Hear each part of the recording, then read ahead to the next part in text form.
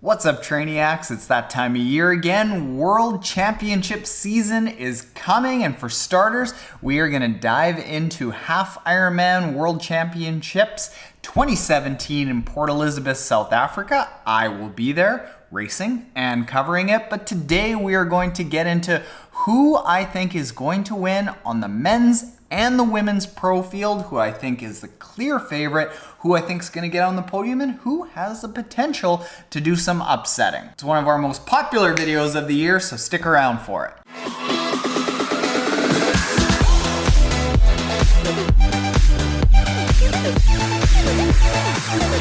Now, this video always brings in some new triathletes, so if you're considering becoming a Trainiac, really just sticking around and subscribing, hit the subscribe button below to make sure that you don't miss any of our coverage of the Half-Ironman World Championships while we're there, and October's Full Ironman Championships in Kona. We will also be there. Now let's get right into it. Starting with the women's field, I think that if I said anything other than the number one seed Daniela Ryf as being the odds-on favorite to win, I'd be kidding myself. She has been putting out such incredible times this year that she is getting competitive even in the men's field. Just recently, she won a half-Ironman in Poland, setting the all-time female half-Ironman distance record. Earlier in the year, she won Ironman Frankfurt by almost 30 minutes. She is a three-time half-Ironman World Championship winner in 2014, 2015, and 2017. And I think that she is going to run away with it as she has been doing for all of 2018. But let's get into the interesting stuff for who I think could be competing for the other two podium spots. Now, I did a video recently saying that I think Mel Hauschildt could be the number one threat to dethrone Daniela Ryf come Kona. However, when it comes to the half-Ironman distance, it's a much faster event, and the swim plays a much bigger portion of determining who does well in the event. Now, Mel Hauschildt is not nearly the swimmer that Daniela Ryf is, and I think that that's going to make it tough for her to win this event up against Ryf.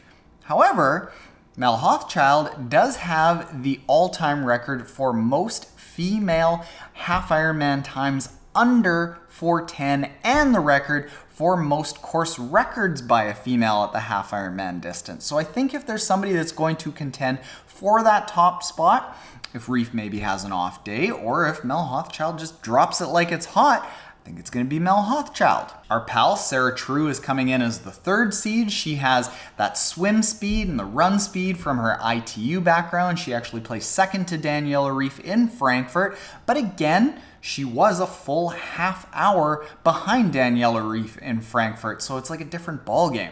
And the fifth seed, Jeannie Seymour, she isn't going to be racing Kona, so this is her key race of the year. This is it. This is the A race. She has improved her swim quite a bit over the course of the year, coming out first in the water in Boulder, and she is an amazing, like a world-class runner, having run down as much as 10-minute deficits. So she could run her way up to that podium spot, but again, she's going against some of the best, and I don't know if she has got herself to that point of like the absolute top tier of being able to compete with the Mel Hauschildts and the Daniela Ryfs of the world. I'm saying this of the fifth seeded triathlete in the event. Now, I'm going to go out on a limb here and pick a dark horse to get on that podium spot and maybe even challenge Ryf.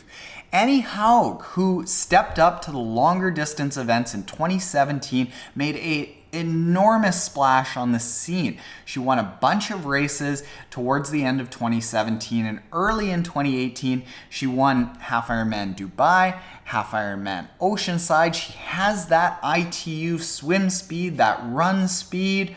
Can she go toe-to-toe with the best of the world? She just hasn't really shown what she can do going up against them up until she went in full Ironman Frankfurt. Now, it was her first crack at the distance, and typically there's a bit of a learning curve. However, at the half Ironman distance, she's shown quite a bit of dominance against some very good fields. So I think Annie Haug could be one of the podium finishers. However, as I said, if I'm picking a winner, it's going to be Daniela Ryf, with the podium rounded out by Mel Hauschildt, and let's go with Sara True. On the men's side, we don't really have a hands down favorite. However, the number one seed is Javier Gomez, and I think for good reason. He's a two-time winner of the Half-Ironman World Championships in 2014 and 2017. He's probably one of the best swimmers in the field. He's probably, we'll get into this, one of the best runners in the field. His bike has always left him chasing a little bit, but his run has always been so strong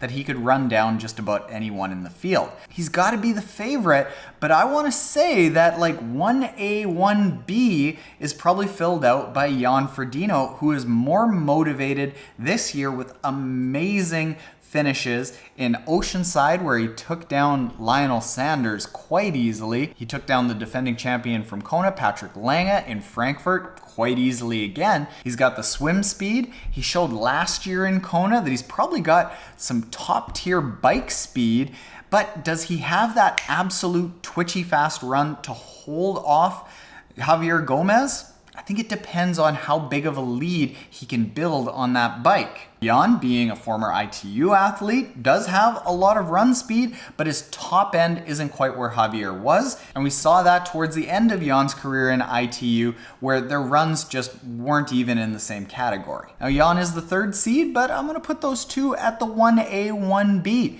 Some athletes that I think that could also get on the podium are the second seed Sam Appleton, who is one of the best bikers very quietly in triathlon right now, doing half-Ironman bikes in Boulder of 1:58. He's actually biked faster than Andrew Starkowitz in a race, and he has a run to back it up, and he's got a swim to back it up. However, Appo has had some injuries and illnesses over the course of 2018, and I don't think this is the best Appo we've ever seen. I'd like to see him, and I think that he can be a Half-Ironman World Championship at some point in his career, but he's got to come in healthy, and he's got to have an absolutely perfect race going up against these amazingly talented athletes. And then the sixth seed, last year's runner-up to Javier Gomez, Ben Kanute, proved that he could step up to the middle distance half-Ironman event and keep a ton of that speed that he's built up being a young guy. I think he's just 25 or 26,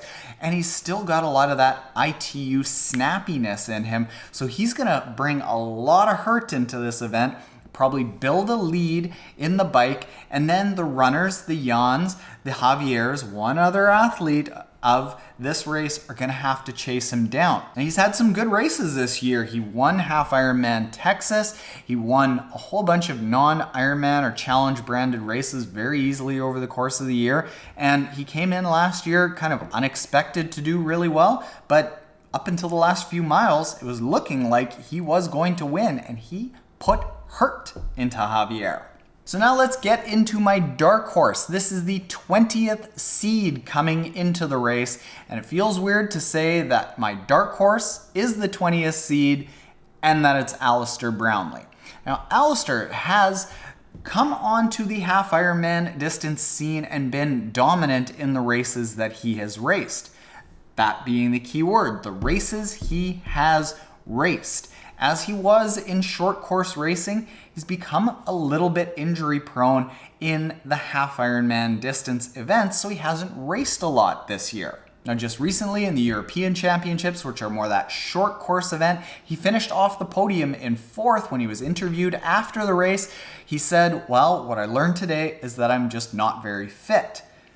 I have a theory, however.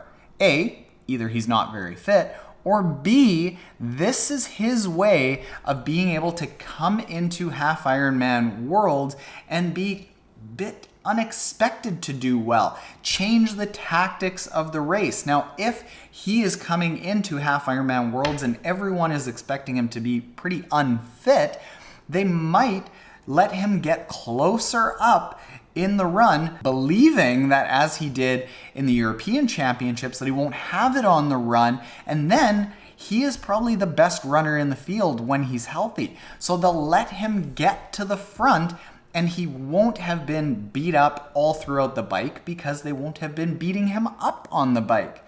Could be, either an unfortunate matter of timing because he actually is unfit, or it could be the best slow roll that any triathlete has ever done. So picking the podium, I am going to go Javier Gomez, Jan Frodeno, Ben Kanute. But I would love to see Alistair just and then be like, just a joke, I'm kidding. Totally fit, you guys aren't. So there you go, those are my picks for Half-Ironman World Championships in Port Elizabeth, South Africa. I will be there. As I mentioned at the start, if you aren't already subscribed, hit the subscribe button below. And if you are subscribed, I like you. I like you, and if you are from Port Elizabeth, it sounds like a lot of people are, make sure you say hi to me while I'm there. Later, Trainiacs.